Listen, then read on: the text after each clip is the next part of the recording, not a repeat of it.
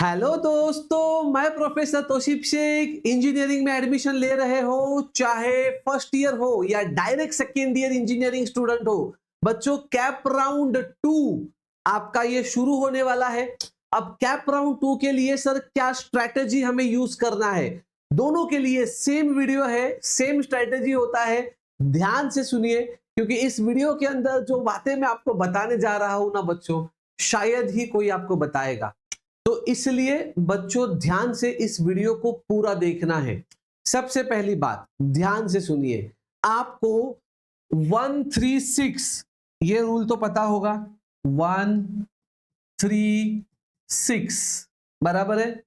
अब ये जो 1 है ये कैप राउंड 1 का था, अब ये जो 3 है ये कैप राउंड 2 का है। समझ में आ गया? तो बच्चों ये गड़बड़ बहुत सारे बच्चों से होता है। अच्छा, कैप राउंड 2 सबसे पहले तो कौन खेल सकता है? अगर आपने कैप राउंड 1 के बाद बेटरमेंट का ऑप्शन सिलेक्ट किया है तो ही आप कैप राउंड 2 खेल सकते हो। समझ में आ गया? अब कैप राउंड 2 का जो ऑप्शन फॉर्म होता है, ध्यान से सुनना बच्चों, पहले कुछ बेसिक सवालों के मैं आपको जवाब दे दूं कैप राउंड 2 से रिलेटेड, उसके बाद मैं आपको स्ट्रेटेजी बताऊंगा। क्योंकि बहुत सारे कॉल्स जो मुझे आ रहे थे उसके अंदर बच्चों के और पेरेंट्स के कुछ क्वेश्चंस थे, कॉमन क्वेश्चंस। सबसे पहला क्वेश्चन, सर कॅप राउंड 2 ला फॉर्म कसा भरायचा, म्हणजे कुठले ऑप्शन टाकायचे, कॅप राउंड 1 चेच टाकायचे का, म्हणजे तोच फॉर्म आम्हाला परत दिसतो का कॅप राउंड 1 ला जो आम्ही भरला होता तो? ऐसा कुछ नहीं है बाळांनो। कॅप राउंड 1 रात गई बात गई, कॅप राउंड 1 चा फॉर्म निघून गेला, तो कचऱ्याच्या डब्यात गेला। कॅप राउंड 2 ला तुम्हाला पुन्हा एकदा नव्याने सुरुवात करायची आहे। पुन्हा एकदा government, non government, autonomous, non autonomous, branches सगळं पहिल्यापासून सिलेक्ट करायचं आहे। कळालं का? जसं कॅप राउंड 1 ला तुम्ही शून्यापासून सुरुवात केली, तशीच कॅप राउंड 2 ला सुद्धा तुम्हाला नव्याने सुरुवात करायची आहे, शून्यापासून। कॅप राउंड 1 चं सगळं संपलं, अजिबात टेन्शन घेऊ नका। तुम्हाला वाटल्यास तुम्ही समजा तुम्हाला असं वाटतंय की मला मेकॅनिकल ब्रांच ठेवायची आहे, मला सिव्हिल ठेवायची आहे, तुम्ही सगळं ठेवू शकता, काही टेन्शन घेऊ नका। तुम्ही कॅप राउंड 1 चा फॉर्मला डोक्यातून काढून टाका, तो कचऱ्याच्या डब्यात टाका। कॅप राउंड 2 ला तुम्ही नव्याने सुरुवात करू शकता। पहिल्या ऑप्शन पासून 300व्या ऑप्शन पर्यंत तुम्ही सगळे ऑप्शन्स नव्याने टाकू शकता। कळतंय का? पहिल्या ऑप्शन पासून 299, नॉट 300। 300 वा ऑप्शन कुठला असतो तुम्ही तुम्हाला सांगेल, ठीक आहे? तर बाळांनो हे पहिलं कळालं का इतकं? बरं, आता व्यवस्थित बघा, हा 136 रूल काय सांगतो? 3 इंडिकेट्स ऑटो फ्रीज।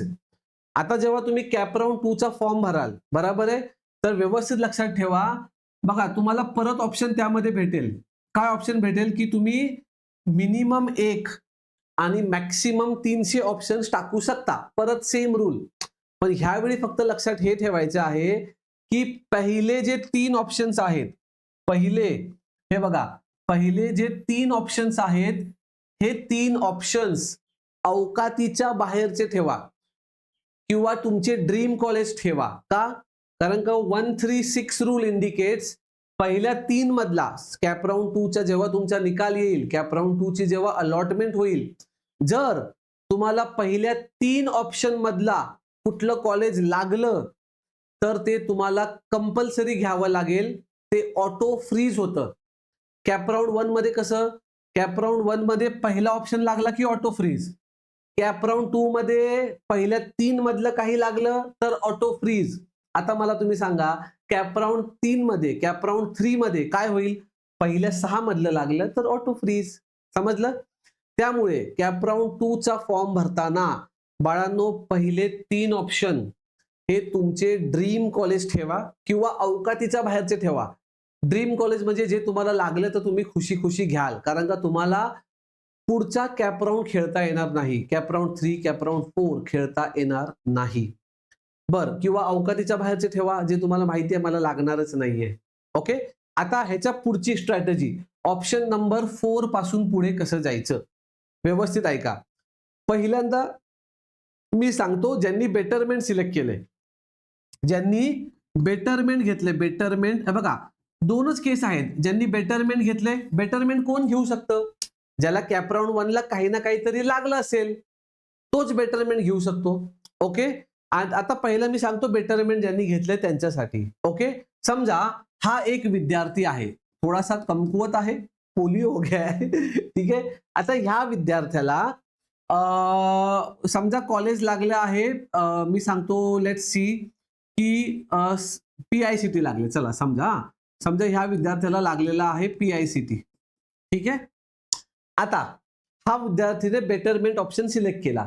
आता बेटरमेंट ऑप्शन सिलेक्ट केल्यावर तुम्हाला काय करायचं आहे, तुम्हाला इथे जेव्हा ऑप्शन भराल तर तुम्ही ह्या कॉलेजपेक्षा व्यवस्थित बघा, ह्या कॉलेजपेक्षा तुम्हाला लागलेल्या कॉलेजपेक्षा, PICT तर ह्या विद्यार्थ्याला लागले ना, तुम्हाला जे कॉलेज लागले त्या कॉलेजपेक्षा चांगले कॉलेजेस फक्त ठेवा. जर सगळे कॉलेजेस टाकले वाईट खराब तर खलास, खेळ खलास. कळतंय? बेटरमेंट वाल्यांनी काय करायचं आहे, व्यवस्थित ऐका. कॅप राऊंड 1 ला तुम्हाला जे कोणतं कॉलेज लागले, जे कोणतं, ह्याला PICT लागले, तुम्हाला विद्यालंकार लागलं असेल, स्वामी विवेकानंद लागलं असेल, जोंधळे लागलं असेल, DY पाटील लागलं असेल, KBP लागलं असेल, नवजीवन लागलं असेल, कुठलं घरडा लागलं असेल, जे कुठलं तुम्हाला कॉलेज लागलं आहे, तर तुम्हाला असं वाटतंय की तुम्हाला जे कॉलेज लागलेलं आहे त्या कॉलेजपेक्षा चांगले कॉलेज कोणते, तेवढेच ऑप्शन्स तुम्ही इथे टाका. कळतंय? समजतंय का? मग आता असं होऊ शकतं की तुम्हाला वाटेल की ह्याच्यापेक्षा मला फक्त 10च कॉलेज चांगले वाटतायत. ओके, मग 10च ऑप्शन ठेवा. समजतंय? तुम्हाला वाटतंय ह्या कॉलेजपेक्षा मला 20, 25, 30 कॉलेज चांगले वाटतायत, मग तेवढेच ऑप्शन ठेवा. समजा आता ह्या विद्यार्थ्याला, आता मी तुम्हाला कॉलेजमध्ये कम्पेअर नाही करत, मी तुम्हाला गाडीमध्ये सांगतो. समजा ह्या विद्यार्थ्याकडे वॅगनार आहे, वॅगनार. ओके, वॅगनार ही समजा कॉलेजचं नाव आहे, जस्ट इमॅजिन. ह्याला वॅगनार लागलेला आहे कॉलेज, असंच सांगतो शॉर्टकट मध्ये. तुम्हाला विचार करा ना, एवढ्या सोप्या भाषेत जर मी तुम्हाला काउन्सिलिंग समजवत असेल तर मॅथ्स किती सोप्या भाषेत समजवलं असेल. M3 डिग्रीचा M1, तर सगळं काही आपल्याकडे अवेलेबल आहे. ठीक आहे. तर बाळांनो, मला हे सांगायचं आहे, समजा ह्या विद्यार्थ्याला वॅगनार नावाचं कॉलेज लागलंय. आता आपण गाड्यांना कॉलेज समजू. हा, मग ह्या विद्यार्थ्याला कुठले ऑप्शन टाकले पाहिजेत, ह्याला टाकलं पाहिजे BMW, ऑडी नाही, आवडी, आपली डिफेंडर है ना, फॉर्च्युनर.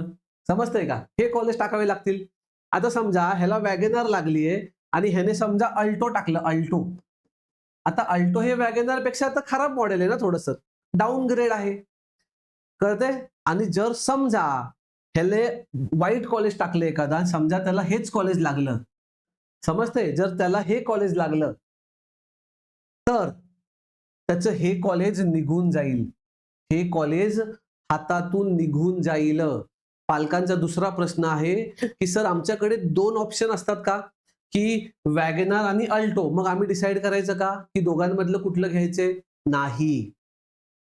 तुम्हाला जर कॅप राऊंड 2 ला, हे कॅप 2 आहे, जर तुम्हाला कॅप 2 ला कोणतं नवीन कॉलेज अलॉट झालं, कोणतं नवीन कॉलेज अलॉट झालं, तर कॅप राऊंड 1 ला लागलेलं कॉलेज, कॅप राऊंड 1 ला लागलेलं कॉलेज हे ऑटोमॅटिकली निघून जातं. कळतंय का?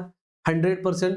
मग त्यासाठी तुम्हाला काय केलं पाहिजे, कुठले ऑप्शन्स ठेवले पाहिजेत, तेच ऑप्शन ठेवले पाहिजेत ना, जे ऑप्शन तुम्हाला लागलेल्या कॉलेजपेक्षा चांगले असतील. हा डाऊट क्लिअर झाला? तर ज्यांनी बेटरमेंट सिलेक्ट केलेलं आहे त्यांना मी एवढंच सांगतो की लिमिटेड कॉलेजेस ठेवा.